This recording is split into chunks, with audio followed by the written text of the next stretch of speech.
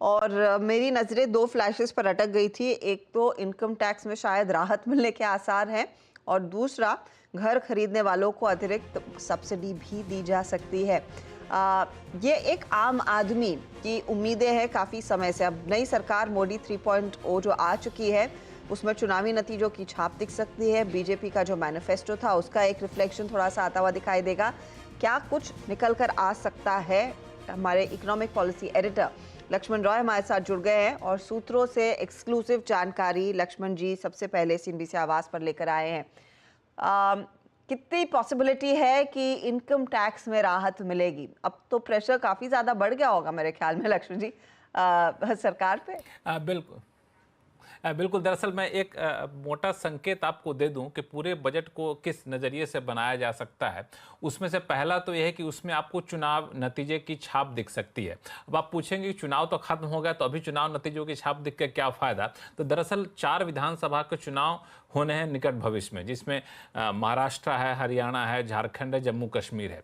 और इन राज्यों में विधानसभा के चुनाव के नतीजे राजनीतिक लिहाज से भाजपा के लिए, केंद्र सरकार के लिए काफ़ी महत्वपूर्ण माने जा रहे हैं। तो इन राज्यों में चुनाव नतीजों में अच्छी खासी बढ़त मिले, इस पूरी कोशिश की जाएगी। तो उसकी कोशिश यहाँ पे बजट में भी आपको देखने को मिलेगी।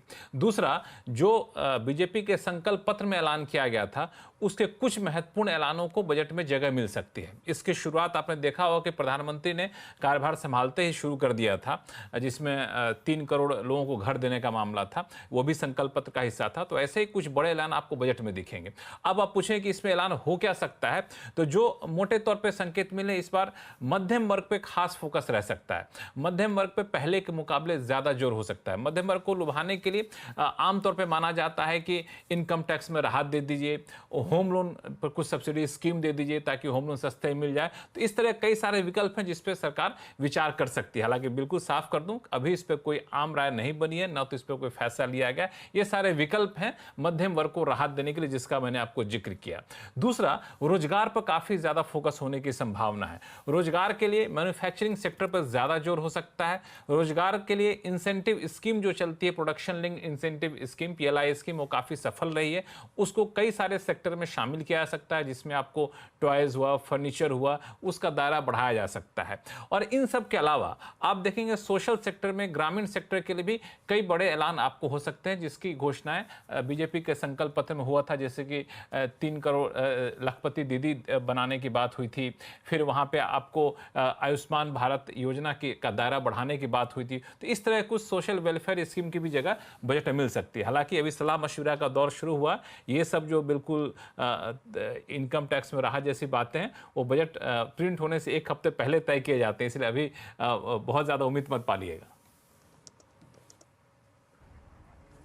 नहीं, लेकिन अच्छा, एक और चीज़ लक्ष्मण जी, कोई महिलाओं के लिए स्पेशली कोई, अगर आप देखें, कुछ खास हो सकता है इस बजट में? क्योंकि मध्य प्रदेश में जब चुनाव हुए थे, वहाँ पे एक आई थिंक घोषणा बीजेपी के लिए वोटिंग जो परसेंटेज थी महिलाओं की, उसको काफ़ी बढ़ा के ऊपर लगी थी।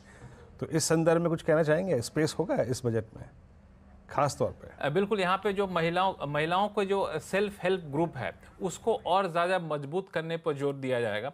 सेल्फ हेल्प ग्रुप के जरिए महिलाओं को मजबूत करने के लिए अलग अलग जो सोशल वेलफेयर स्कीम है, उनमें उनकी भागीदारी बढ़ाई जाएगी। लखपति दीदी भी उन्हीं का एक हिस्सा है, जिसपे आपको ड्रोन उड़ाने की ट्रेनिंग दिया जाना और उनको बेहतर इंसेंटिव दिया जाना, वो भी इसका एक हिस्सा है। और महिलाओं के लिए अब उम्मीदें और ज़्यादा बढ़ गई हैं, क्योंकि शिवराज सिंह चौहान अब कृषि मंत्री बन गए हैं, जो महिलाओं के लिए लाडली बहना स्कीम के लिए काफ़ी जाने जाते हैं। तो हो सकता है कि उनकी तरफ से कुछ फीडबैक जाए, जिसको भी बजट में इनकॉर्पोरेट किया जा सकता है। लक्ष्मण जी, शुक्रिया आपका। और अब देखिए, आज इस खबर के बाद बजट की जो सुगबुगाहट है, रोज़ ब रोज़ आई थिंक जो बैठकों का सिलसिला है वो जारी हो जाएगा। अब तो ये खबरें अब रोज़ आएंगी छन छन के। बहुत बहुत शुक्रिया लक्ष्मण जी, और आपसे इस संदर्भ में बातचीत अब होती रहेगी। कैसा होगा बजट का प्रारूप, क्या क्या अगर आप देखें महत्वपूर्ण बातें हो सकती हैं इस बजट में, उन सब पे बातचीत होती हुई।